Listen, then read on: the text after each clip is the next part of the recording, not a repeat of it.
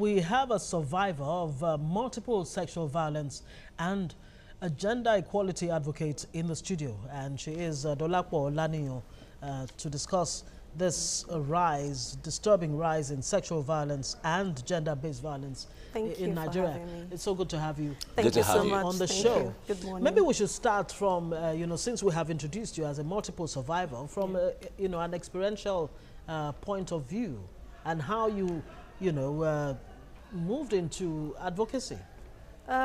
Well, my first sexual violence experience was when I was about 5. It's something that took me years to talk about because I'm from a Yoruba family, and we know how parents can be, that's kind of social-cultural misconception about you talking about it leading to stigmatization and then reducing your value as a woman when you grow up. So my grandmother was this, nobody must hear about it, and all that, And growing up, I kept having nightmares, and I kept asking myself questions. Okay, what did I do wrong? Was I at the wrong place at the wrong time? What did I have? What endowments did I have as a child, to have fallen into that kind of situation? Little did I know that it was going to happen again. And then when I was 13, I was in secondary school, JSS 3 to be precise, and it occurred again, and then that one translated into a constant molestation. I was at that verge of, breaking down, and it got to that point where I tried committing suicide. Wow. I actually took toilet wash, and I thank God I'm alive because wow. God actually has a purpose for my life, because when I flash back and I remember or I reminisce about that scenario, I just know it's God. Because I told a friend, well, somebody was supposed to be my best friend in secondary school, and she in turn told some boys. And the way boys are. So I just noticed that sometimes when I walk, I'll just hear this, funny comments, this hiss, this laugh, and I'm like, what is going on? I know I only told one person. And so it's actually betrayed my trust in people. I withdrew. That trauma was just too much for me, and one evening, I went into the bathroom and I drank a whole lot of toilet wash. But I thank God that I'm alive. Well, I'm glad you're here today. You are a symbol of strength and power. Because the point is, we have always said, anyone who has these issues, voice out so anyone can handle it. Your ability to come up now and tell the story, it tells that you have strength inside of you, and that's how you were able to. Yes, and that's how you're able to survive it all the while. The strength is not something that comes just like once, that. that. It's something you need to develop, because you're getting that strength to say that it is not your fault, as a survivor, because most people blame themselves. I've come in contact with so many people, and then they say, oh, I think it was what I wore. I think I was at the wrong place at the wrong time. Perhaps I shouldn't have gone there. I'm like, no. Nothing causes rape apart from rapists. They are the cause of rape, not your mode of dressing, not where you went to. Because it is nothing justifies rape. There's no justification whatsoever for rape. So when people ascribe it to you being at the wrong place at the wrong time, and victim blaming, especially in Nigeria, a patriarchal system, and the way the society is, so many girls and women cannot exercise their rights because of socially constructed gender roles. So there was even I think in Futo, there was a billboard recently that went viral. Very disturbing. It got me mad. Exactly. But we are happy that they've taken it down, because it was portraying, or it was sending a signal that don't dress in a way that would attract, in a certain way. Otherwise, and the question is, this is what you get. The question is, how anyone dresses, should that even attract anyone to say, I want to be violent sexually or whatever towards anyone? No, it's certainly not a justifiable way. But now that you are an advocate, and you've won some awards here and there, and you've been in this, from your assessment, is the rate of violence against or gender-based violence and all of, is it increasing, or the difference is just that we're getting to know more knowledge of what is going on?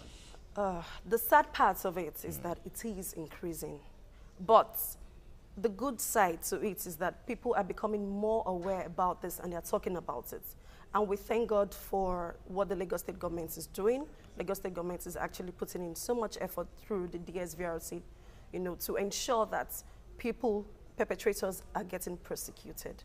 They are going to jail for this. Before, nobody used to talk about it. No arrests were made. But now, police, we even have gender desks at some certain police stations, you know, about 12 police stations in Lagos State that address this issue. So the awareness is there. The legal backing is there. And then we also have a platform in Hasty Health Initiative. We provide psychosocial support and legal services and counseling to survivors of gender-based violence. And that is under the My Salvos platform. We have numerous organizations to Mirabel Center, a whole lot stand to end rape. You know, the awareness is there. The advocacy too is there. But so, how is this awareness translating into actually reducing the incidence of, you know, sexual abuse and gender-based violence? I mean, let me even talk about what you've just said about Lagos State. Is there any data that you can actually refer to?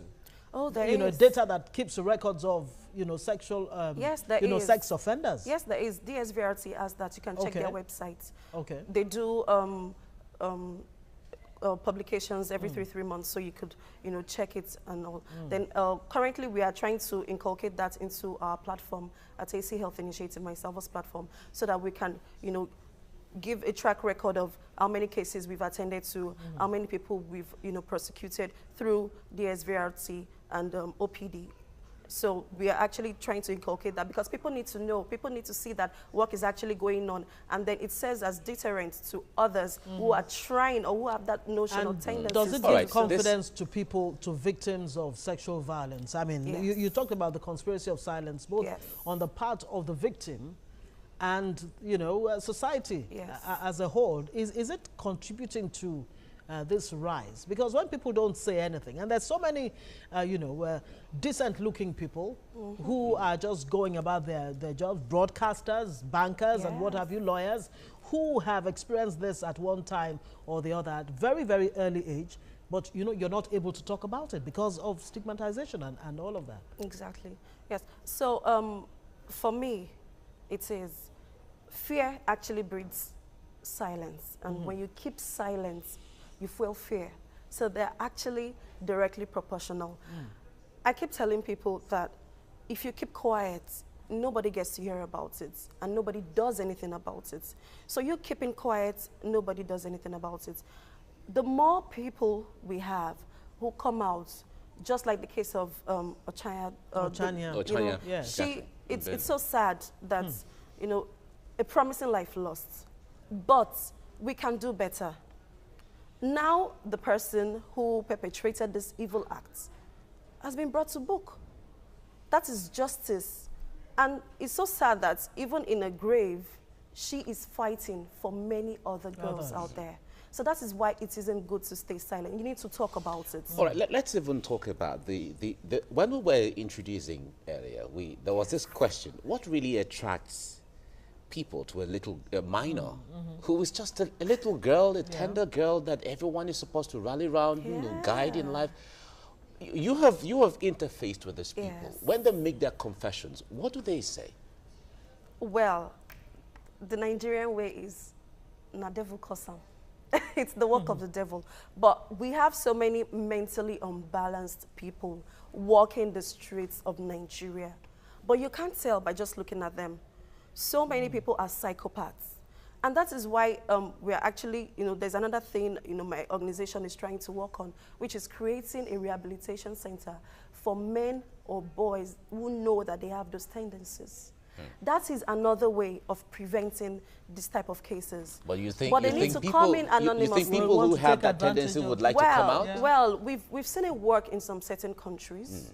Although but you know, Nigeria is always a peculiar place. And the way it is in Nigeria, but we are trying to make it an online platform, not a physical platform, so that they can, you know, send have anonymity. So when they, you know, give us or raise those issues anonymously, we can counsel them online. That is another way we are trying to look at this, because it isn't just advocacy, it isn't just providing support. How can we ensure that these perpetrators get good and quality mental health? you know. Perpetrators or would-be perpetrators? Or would-be perpetrators. Because it's a thing, okay, it's just like me being a person, I don't love coffee. So when somebody offers me coffee, I say, oh, I don't love coffee, but I love chocolates. And then I tell you, oh, I love chocolates, I'm addicted to chocolates. And then somebody writes us a letter, I've noticed that I've had this urge, you know, I find it difficult to do without touching young girls. We understand, we get the message, and then what do? We counsel. So I think that is one of the best approaches we should look into in Nigeria. What kind of counseling do you give such people? Do you tell them, yes, as a human being, it is normal to have such feelings, but these are the things you can do, you know, if you find yourself in that space, in that frame of mind at a particular time, because really it is a fleeting moment. It's not something you stay in. Yes. So talk to us more about what, you know, what you tell them, because I mean, I'm sure there are people who are watching and they're and they're thinking such things already. If you want to counsel people, especially perpetrators or people with tendencies to commit one form of violence or the other, there's something we call reverse psychology. We make them see themselves not as bad people, but as people that can channel their feeling into something more productive. It's just like anger management classes. You have the tendency to, you get angry unnecessarily, you cannot control. The slightest. That energy you are putting into getting angry, destroying things, you channel it into something else, something more productive. You ask them, oh, what do you love doing best? Oh, I love painting. Oh, okay. Rather than, you know, nurse this feeling of wanting to sleep with a child, why don't you paint something? Paint something nice. Picture something nice. The time they'll spend thinking about a child, they're using it to paint. Or they're using it to do something more constructive. And before you know it, yes. But the mind pays so much attention on what it focuses on. Yeah. Yes. Besides all of this, there has been the talk about unemployment, there's been the talk about idleness. Yeah, too many factors. Do these, it contributes, it compounds the situation? It also contributes to that. People say that an idle mind is the devil's workshop. Yeah. Actually, I see it as the devil's factory because there are too many evils that come to mind when you don't have anything doing. But, like I said earlier, there is no justification for it. Okay. We shouldn't say that is one of the causes. Well, it may be a predisposing factor because when a man is idle and then he stays at home all day and then children come back to school, he tends to interact with them more. So that is ample time for him to spend with children. And there's the ritual angle to it too, you know. Too many things. Too many things. All right, we have to leave you here now. Dolapo Olanio, thank you so much for coming on. Thank you for having me. And thank you so for much. being a strength to other people as well. Oh, And we encourage you and we really support you in what you're doing. Thank you so much. Thank you. Thank you. Bye.